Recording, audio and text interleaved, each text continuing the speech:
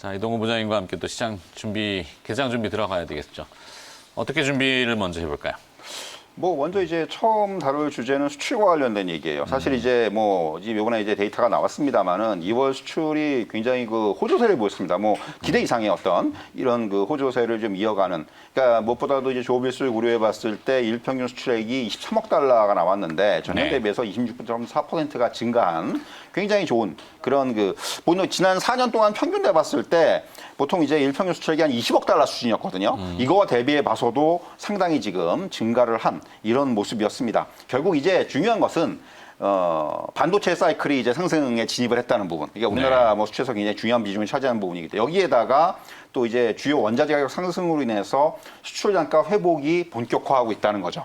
그러니까 뭐 예를 들면 우리가 이제 국영재 흔히 이제 수출 품목이라고 부를 수 있는 뭐 석유화학이라든가 철강이라든가 사실 우리나라 이런 것들의 어떤 그 뭐 중간 가공 이런 비중이 엄청나게 높지 않습니까? 네. 원재료 들여다 가공해서 이제 수출하는 이런 비중이 높은데 결국 이러한 것들의 어떤 단가들이 올라가면서 이제 그러니까 단순히 작년에는 이제 좀 이제 수출이 좋아진다는 부분들이 양이 늘어난다는 측면이었는데 이제는 단가가 좋아지고 있다는 부분, 반도체라든가 이런 국영재 제품들의 어떤 이런 부분들. 또 하나 긍정적인 부분들은 사실 이제 뭐 그동안 수출이라면은 그나마 이제 지탱을 해왔던 부분들이 대중이라든가 대미라든가 이런 쪽에 수출이 지탱을 해줬었는데 근데 이번에는 이제 대아세안이라든가 중남미라든가 인도라든가 이런 데들이 이제 서서히 좀 이제 코로나19 영향에서 좀 벗어나기 시작을 하면서 물론 아직까지 좀 갈 길은 멉니다만은 이런 쪽의 어떤 지역별로의 어떤 호전세가 좀 나타나고 있다는 부분이 상당히 의미 있는 그런 지표라고 볼 수가 있을 것 같고요. 네. 무엇보다도 이제 우리나라 수출이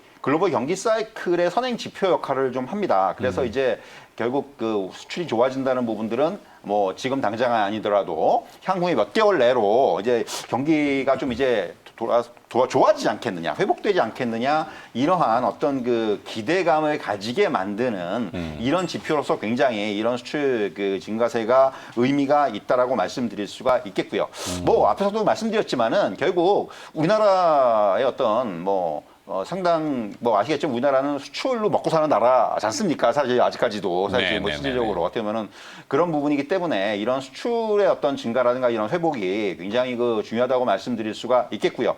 결국 그래서 이제 뭐 지금 이런 가격 인상 사이클 이제 이런 수출 단가 인상 사이클을 봤을 때 아무래도 이 반도체라든가 뭐 또 자동차라든가 뭐 석유화학이라든가 이런 쪽에 뭐 제품들이 이미 뭐 이런 업종들은 이미 뭐 저는 이런 업종에 대해서는 1년 내내 관심을 가져야 된다고 생각을 해요. 뭐 지금 뭐 단기적으로 관심 가지십시오 이게 아니고 계속해서 뭐 노이즈가 있어요. 물론 자동차 같은 경우도 계속해서 뭐 지난번에 애플카 노이즈도 있었고 하지만 뭐 주가가 흔들릴지언정 꺾이지는 않습니다. 이게 중요하죠. 이게 주도 업종 주도주의 어떤 역할이죠. 반도체도 마찬가지예요. 뭐 최근에 어떤 등락 과정에서 주가가 좀 흔들릴 수는 있겠지만은 어떤 그 결정적으로 꺾이는 이런 흐름들은 나타나지 않는다는 부분. 결국 이런 것들을 봤을 때 이러한 그 주도 업종들의 수출 회복세와 함께 이런 쪽의 어떤 업종들에 대한 주가적인 관심도 계속해서 좀 이어갈 필요가 있다. 이런 말씀을 드릴 수 있을 것 같습니다. 네. 자, 물론 이제 수출 지표 하나만 볼 수 있는 건 아니에요. 산업 생산 지표, 광공업 생산, 거기에 나아가서 또 제조업 PMI, 거기에 소비 지표, 궁극적으로는 고용 지표. 그렇죠. 이것들이 순환하면서 좋아진다면은 굉장히 탄탄한 뭐 금리가 올라가건 뭐 이게 필요 없어요. 네. 금리를 딛고 일어설 수 있는 발판이기 때문에 확인해야 되는 그런 지표들이 순차적으로 많겠죠. 근데 이제 어제 아주 장기적으로 보면은 우리가 두려워하는 이 저출산, 그죠? 실제적으로는 전남 지역 일부의 대학들의 정원 미달. 네. 그걸 보면서 이게 어떻게 되려구나. 네. 그렇다면 뭐 자꾸 나 알 수는 없는 거고.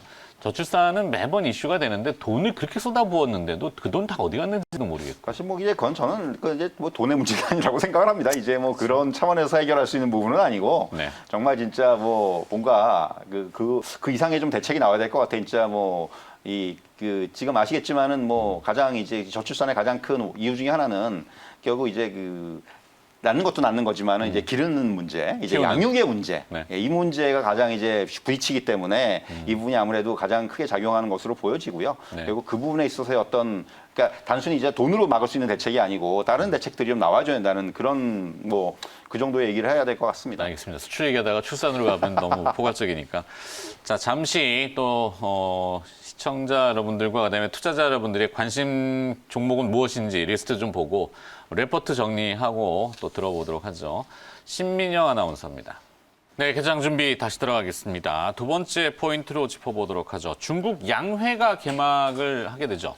사실 이제 뭐 최근에 어떻게 보면 국내 증시도 그렇고 좀 영향을 그 중국의 영향을 좀 많이 받기 시작을 했죠. 다시 이제 어제 같은 경우도 사실 장중에 주가가 좀 많이 흔들렸던 이유가 이제 아시겠지만은 그 중국의 그 금융 부문의 가장 그 수장이라고 할 수가 있는 거스친 그 은행보험감독관리위원회 주석이 뭐 버블, 예, 버블 얘기를 했습니다. 세계 금융시장에도 버블이 꼈고 중국 부동산도 지금 거품이 꼈다. 그러니까 이게 어떻게 보면은 최근에 그 아시겠지만은 뭐 춘제 연휴 이후에 이제 그 유동성의 회수라든가 또 이제 이런 부분들로 이미 그 중국은 뭐 알게 모르게 이러한 지금 그 작년에 이제 그 코로나19 극복을 위해서 많이 이제 그 유동성을 풀었던 부분들에 대해서도 이제 좀 잠그기 시작을 했고 뭔가 이제 물론 이제 어제 이제 그 거스팅의 발언 같은 경우는 이게 약간 그 우리가 얘기하는 구두 발언이죠. 이제 그 뭔가 이제 그 말을 통해 가지고 시장에 좀 이제 긴장감을 심어주는 저는 이러한 정도의 발언이라고 생각을 하는데 네. 어쨌든 간에 그런 것 때문에 이제 우리 증시는 영향을 받을 수밖에 없다는 거죠. 이제 이러한 상황에서 어떻게 보면 이제 중국 양회가 개막을 하는데 중국의 위안화가 또 어제 들썩이면서 그렇죠. 원화도 동반했고 약세로 가고 맞습니다.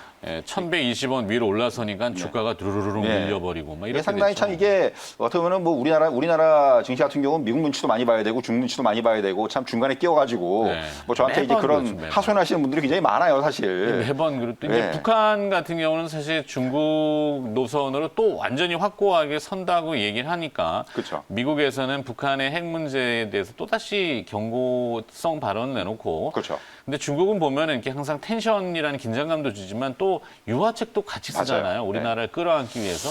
참 이게 그러니까 이게 그때 어떤 상황에 따라서 결국 대응할 수밖에 없는 건데 네. 뭐 양회 같은 경우도 이번에 어떻게 보면 이게 작년 같은 경우는 명확했어요. 부양 정책 이게 얼마나 세게 할 것이냐가 양회의 어떤 포인트였는데 네. 올해는 이제 이 부분은 어떻게 잘 출구 전략을 쓸 것이냐. 그러니까 정책의 정상화라고 이제 표현을 하죠. 결국에 출구 전략인데 정책 정상화 그리고 이제 지금 강조하고 있는 부분들이 개혁, 뭐 대외 정책 이런 부분들이 올해 그 핵심 아젠다가 될 것으로 보여지고요. 중요한 것은 항상 그 여러분들도 양회 때마다 뭐 이제 올해 경제 성장률 목표치 얼마다 이렇게 제시를 했는데 작년에 안 했죠. 작년에 네. 코로나19 영향으로 안 했는데 아마 올해도 안 할 가능성이 많습니다. 안 하든지 아니면은 뭐 이 바운더리 정하는 거죠. 몇 퍼센트에서 몇 퍼센트 사이, 뭐 6%에서 8% 사이 이런 식으로 바운더리 정하지 않겠는가 그런 전망들이 나오고 있고 제가 앞에서 말씀드렸지만 결국 이제 출구 전략이 얼마나 이제 정상화, 이 부양 정책을 어떻게 정상화 시킬 것인지를 아마 여기 그 큰 그림이 나오지 않겠는가라는 생각이 들 수 있고 반면에 아시겠지만 중국이 지금 중점적으로 추진하고 있는 부분들은 쌍순환 정책이에요. 네. 결국 뭐 아시겠지만 이제 이게 그 뭐 내수라든가 이런 수출이라든가 이런 부분들을 갖다 이제 계속해서 원활하게 그러니까 이 한쪽에 쏠리지 않게 이런 부분들 그리고 또 하나는 인구의 문제라든가 친환경의 문제 이런 부분들이 올해 아마 제시가 될 것이다 이렇게 말씀드릴 수가 있겠고 또 하나 덧붙이자면은 이번에 그 지금 뭐 많은 그 중국 쪽의 언론들에서 나온 얘기가 기술 자립에 대한 문제. 지금 그렇죠. 미국과의 문제가 반도체 미국이 때문에도, 뭐 네. 반도체부터 해가지고 뭐 이제 대통령이 바뀌었음에도 불구하고 미국의 어떤 스탠스가 단기간에 바뀌진 않거든요. 이런 것만 놓고 보면 중국도 결국은 이 부분에 대해서 계속해서 뭔가 좀 이제 그 자력 갱생할 수 있는 자립할 수 있는 이미 반도체 굴기 얘기한 지가 꽤 오래됐는데 지금 막상 뭐 그 많이 좁히진 못했어요 사실 격차 갖다가 네. 그런 하지만 어쨌든 간에 중국의 방향성은 이런 쪽으로 계속 나오고 있다 이렇게 말씀드릴 수가 있겠고 그럼 결국 이 투자 포인트가 뭐가 될 것이냐가 중요한데 일단 뭐 내수 활성화 이 부분은 뭐 계속해서 가져가야 되는 부분이고 그리고 앞에서 말씀드린 대로 친환경 정책을 비롯해서 저탄소 발전 전략이라든가 그리고 또 하나 이제 금융시장 개방이라든가 이런 부분들이 아마도 이번에 그 중국 그 양회에서 우리가 얻을 수 있는 투자 그 포인트가 아닌가라는 생각이 들고요. 그래서 이제 뭐 항상 양회 그 이런 시점이 되면은 중국 관련주들이 좀 들썩였던 뭐 이제 소비주라든가 또는 이제 뭐 이제 이번에는 특히나 이런 환경 정책과 관련해서 우리가 뭐 이제 전기차라든가 2차전지 관련주라든가 네. 그리고 이제 제가 지난주에도 그런 말씀 드렸는데 중국이 최근에 어떤 농업의 현대화라든가 이런 부분들에 굉장히 신경을 많이 써요. 이제 그 생산성이라든가 이런 부분들에 대해서 굉장히 이제 그 드라이브를 걸기 시작을 했기 때문에 농업 관련주 이런 부분들 이런 것들에 조금 저는 관심을 가질 필요가 있지 않겠는가 이런 말씀을 드릴 수 있을 것 같습니다. 그러면서 또 이제 매번 언급되는 그 한류에 대한 그 분위기 재조성, 뭐 한알령 해제 이 표현을 제가 이제 빼려고 하다 보니까 그렇죠. 이제 좀 표현이 그렇겠는데 사실 이제 이거는 어떻게 보면은 뭐 저는 이게 타이밍이 언젠가가 좀 중요할 것 같아요. 하나는 엑소의 새로운 네, 주연 영화가 중국에서 개봉을 했나 보죠. 그렇죠. 이제 뭐 그 저 부분도 이제 뭐 중요한 부분인데 어쨌든 간에 이게 원래는 저게 예전에 만들어졌던 예전에 건데. 한 2, 3년 됐어요. 근데 이제 이게 개봉을 안 하고 있다가 요 타이밍상으로 봤을 때 저걸 이제 중국에서 뭐 허가를 줬다는 부분들을 보면은 이런 식으로 아마 그러니까 한한령이 제가 뭐 이전 과거에도 그런 말씀드린 적이 있는데 한 번에 딱 야 이제부터 한한령 푼다 이게 아니고 이런 식으로 차츰차츰 뭔가 이제 눈에 안 띄게 뭔가 이제 굉장히 그 스텝 바이 스텝으로 네. 이런 식으로 아마 가지가 않겠는가 생각이 들어요. 이미 뭐 중국 관련 그 이제 그 OTT들이 우리나라 이제 그 컨텐츠들을 수입하기 시작을 했거든요. 물론 네. 아직까지는 중국 방영용이 아니고 이게 동남아 시장 공략을 위한 그 수입이지만은 이런 부분들은 이미 시작이 됐다는 거죠. 이제 이런 것들이 이제 뭔가 단계적으로 향후에 결국은 한한령이 완화되는 이런 수순을 밟지 않겠는가 이런 말씀 드릴 수 있을 것 같습니다. 네. 자, 이제 개장이 한 2분여 앞으로 다가와서 몇 가지 굵직한 주제들을 좀 다뤄봤고요. 좀 디테일하게 지금 호가드 접수들 되는 거 보면 어느 쪽의 반향들이 좀 좋을까요? 전체 지수는 조금 또 다시 마이너스 약보합 정도로 출발할 그렇죠. 것 같은데. 시장은 지금 조금 약간 어제가 또 간밤에 뉴욕 증시의 영향을 좀 받을 수밖에 없죠. 뉴욕 증시에서 이제 아시겠지만은 그 IT 그러니까 대형 기술주들 그리고 이제 반도체 주식들이 어제 또 많이 좀 빠졌어요. 이게 네. 이게 그저께 이제 많이 오른 거에 대한 또 반작용도 나타났었고 그리고 이제 무엇보다도 기술주에 대한 그 밸류에이션 문제가 또 얘기가 나오면서 조금 이제 IT 관련주들이 많이 빠졌는데 우리 시장도 영향을 좀 받을 것 같습니다. 뭐 SK하이닉스라든가 지금 호가를 보니까 이런 그 대장주들이 역시 이제 약세 출발 예상이 좀 되고 있고요. 반면에 이제 뭐 이제 어제 우리 시장에서 상대적으로 약했던 쪽이 경기 민감주였어요. 뭐 이제 조선주라든가 뭐 철강주라든가 이런 쪽으로 우리 시장이 약했는데 간밤에 뉴증시에서 그쪽은 좀 강했습니다. 네. 그렇기 때문에 이제 오늘은 어제와는 좀 반대로 뭐 이제 이런 그 경기 민감주 뭐 조선이라든가 철강이라든가 이런 쪽은 조금 또 아무래도 어제보다 좀 나은 흐름들이 나오지 않겠는가라는 생각이 들고요. 지금 일단 호가 들어오는 거는 그렇게 뭐 크게 눈에 띄는 그런 대형주 쪽에서 효과들은 뭐 나타나는 것은 별로 눈에 안 띄는 부분들이고요. 어제 수소 얘기한 뭐 그쪽 패턴 그렇죠. 그런 쪽으로 조금 이제 뭐 몇몇 종목들, 네. 몇몇 종목들 이게 그 중소형주들이 좀 이제 그 매기가 좀 들어오는 그런 모습들은 나타나고 있는데 특별하게 뭐 눈에 띄는 부분들은 아니고 이제 자동차 관련주들도 어제 사실 좀 주가들이 많이 올라왔는데 오늘 일단 지금 뭐 시초가에는 그렇게 뭐 지금 눈에 띄는 그런 강한 흐름들은 건 아니고. 보이지 네. 않고 있는 그런 모습입니다. 그냥 눈치 보기가 계속 이어지겠네요. 그렇죠. 이제 네, 오늘은 뭐 조금 이제 지수도 좀 조정을 받을 것 같고요. 네. 개장 후에 다시 시장을 접근해 보도록 하죠.